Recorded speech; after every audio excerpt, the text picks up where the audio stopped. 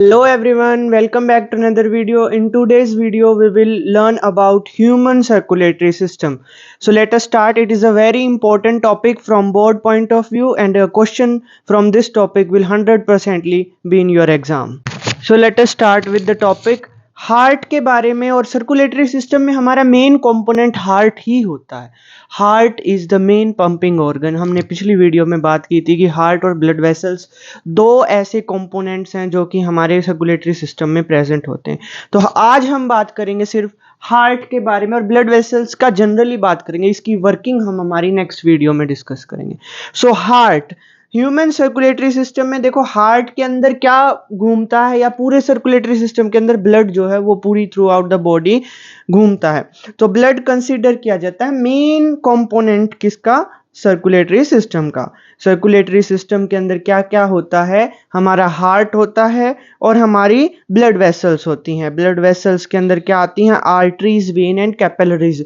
और जो next component third होता है जो कि होता है हमारा ब्लड, जो इनके अंदर से मूव करता है.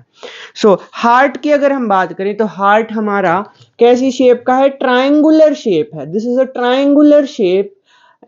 एंड इसका अगर हम साइज की बात करें तो हार्ट का साइज, जब हम मुट्ठी को ऐसे बंद करते हैं, इतना ही साइज उसका हार्ट का जो हमारी बॉडी के अंदर प्रेजेंट होता है. बॉडी की लेफ्ट साइड में ये प्रेजेंट होता है. तो हार्ट का ये डायग्राम हम डिस्कस करते हैं. हार्ट जो है आपका स्पेशल टिश्यू से बना होता है, जो कि होता है आपका कार्डियक मसल टिश्यू या कार्डियक मसल्स इसके अंदर होती हैं. ब्लड कनेक्टिव टिश्यू इसके अंदर जो है मूव करता है. तो इसके अंदर कार्डियक मसल्स होती हैं जो कि रिलैक्स करती हैं और कॉन्ट्रैक्ट करती हैं. हार्ट के अंदर, ये आपका हार्ट है, इसके अंदर 4 चैम्बर्स प्रेजेंट होते हैं. There are 4 chambers, upper 2 and the lower 2. Upper 2 are called the atria. दोनों को मिला के एट्रिया बोलेंगे और सिंगल को auricle and left auricle and right auricle. तो इनको सिंगुलर में तो ऑरिकल बोलेंगे और प्लूरल के अंदर दोनों को मिला के हम एट्रिया बोलेंगे. फिर आता हमारे नीचे वाले 2 कंपार्टमेंट्स जिनको हम बोलते हैं वेंट्रिकल. तो 4 मेनली कंपार्टमेंट होते हैं, लेकिन अपर दोनों को हम सेम मानते हैं और atria, and the lower 2 are called the ventricles. So आपके अपर 2 जो हैं ये दोनों, अब हम हार्ट को 2 साइड्स में डिवाइड करते हैं, right side and left side. अगर आप पेपर में कंफ्यूज होते हैं कि राइट कौन सी लेफ्ट कौन सी है, देन स्टैंड इस तरीके से. आप डायग्राम के फ्रंट में खड़े होंगे तो जो आपका राइट साइड होगा वो हार्ट का राइट होगा, जो आपका लेफ्ट होगा वो डायग्राम का भी हार्ट का भी लेफ्ट साइड होगा. तो अब हार्ट के अंदर जो अपर वाले ऑरिकल्स हैं और नीचे वाले क्या हैं? आपके वेंट्रिकल्स हैं. लेफ्ट एट्रियम जो है, ये जो आपका लेफ्ट एट्रियम है या ऑरिकल बोल सकते हैं आप इनको, ऑरिकल और एट्रियम एक ही बात होती है. तो ये कनेक्ट किससे करता है? This is connected to the left ventricle. Left ventricle से कनेक्टेड है by the valve V1. V1 valve होती है, वाल्व्स होती है ऐसे ओपन क्लोज होती है. तो ये वाल्व 1 है. तो लेफ्ट ऑरिकल लेफ्ट वेंट्रिकल से कौन सी वॉल के थ्रू जुड़ा है? V1 वॉल, जो कि होती है आपकी बाइकस्पिड वॉल. और V3 वॉल से जो आपकी आयोर्टा होती है वो वेंट्रिकल से जुड़ती है, जिसको हम आर्टिक वाल्व बोलते हैं. सिमिलरली राइट साइड में चले तो राइट ऑरिकल आपका राइट वेंट्रिकल के साथ कनेक्ट होता है by tricuspid valve. Tricuspid valve उन दोनों के बीच में प्रेजेंट होती है.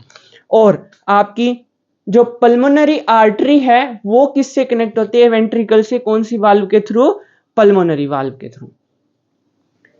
नाउ अब हम डिस्कस करते हैं इन वाल्व्स के बारे में. V1 और V2 मेन वाल्व होती हैं, ये बाइकस्पिड होती है, ये ट्राइकस्पिड वाल्व होती है.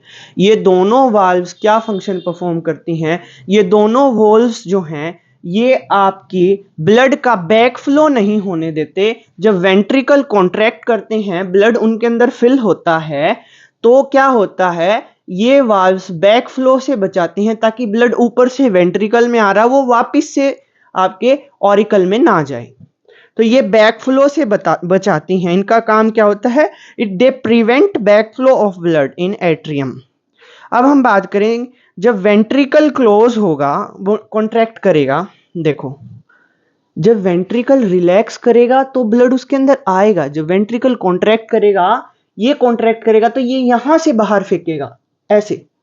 जब देखो साइज बड़ा है, साइज बड़ा तो उसके अंदर आसानी से ब्लड आ रहा है, अब उसका साइज छोटा हो रहा है, ब्लड उसके अंदर उतना ही, तो वो प्रेशर लगाएगा और वो प्रेशर लगा के V4 वाल्व को खोल के बाहर चला जाएगा। तो इस वर्किंग को हम हमारी नेक्स्ट वीडियो में डिस्कस करेंगे, अभी हम जस्ट स्ट्रक्चर को डिस्कस कर रहे हैं। तो ये दोनों वाल्व्स क्लोज हो जाएंगे, जब इन वाल्व्स को खुलना होगा तो ये वाल्व्स बंद हो जाएंगी, जब इन वाल्व्स को खुलना होगा तो ये वाल्व्स बंद होंगी। इतना मतलब है इसका, ठीक है। All atria and ventricle contract करते हैं, ये ऊपर वाले भी कॉन्ट्रैक्ट करते हैं, ये भी, ये दोनों ही कॉन्ट्रैक्ट और रिलैक्स, कॉन्ट्रैक्ट और रिलैक्स ऐसे चलता रहता है, तभी हार्ट की वर्किंग होती है, इसीलिए वो पंपिंग ऑर्गन का काम आपका करता है।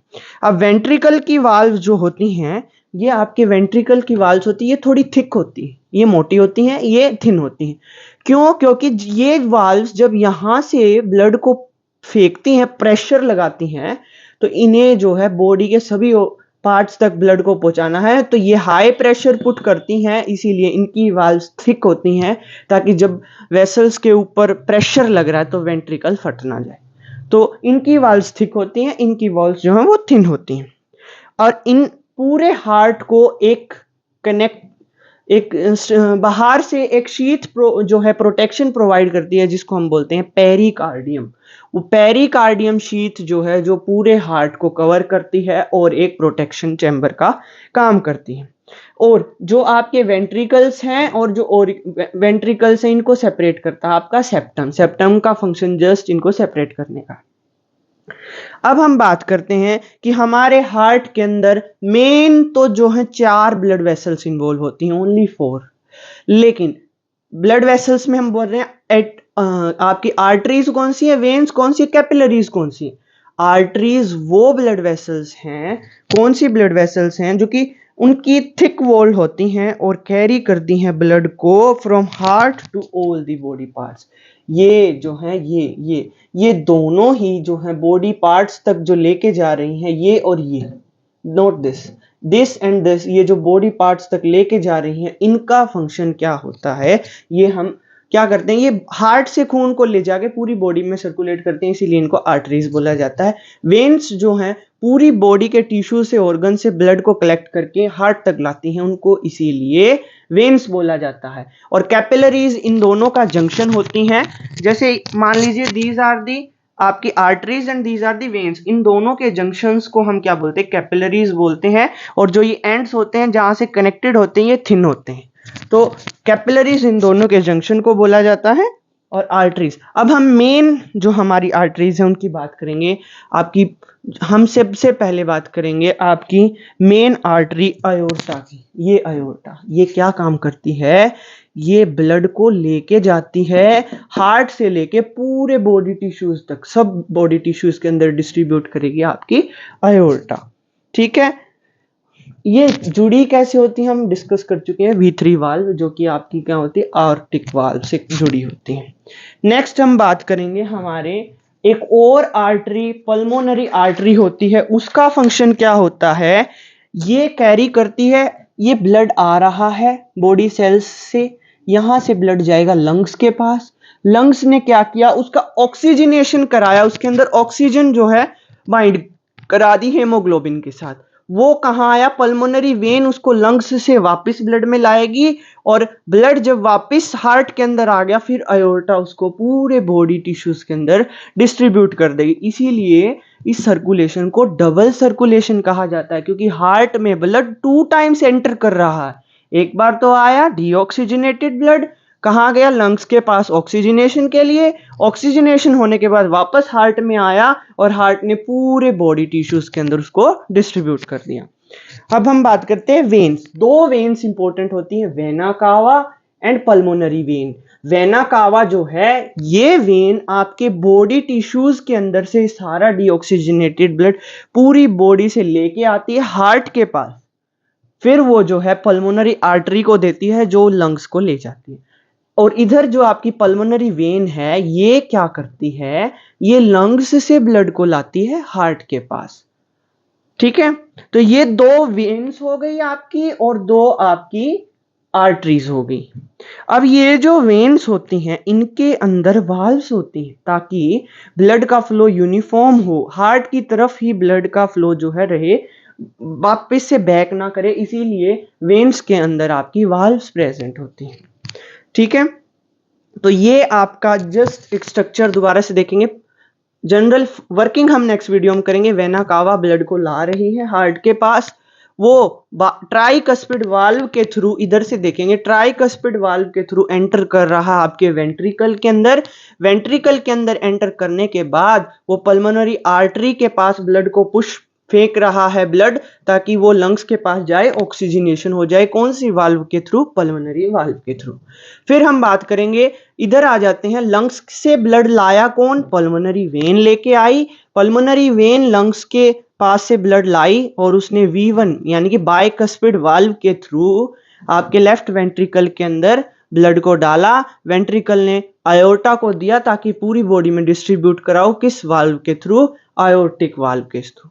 So this was all about the heart structure and functioning. हम working हमारी next video में discuss करेंगे. So this was all about.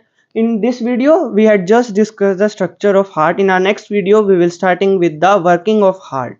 Thanks for watching my video. Do like, share and subscribe to our channel. Stay tuned for more interesting biology videos.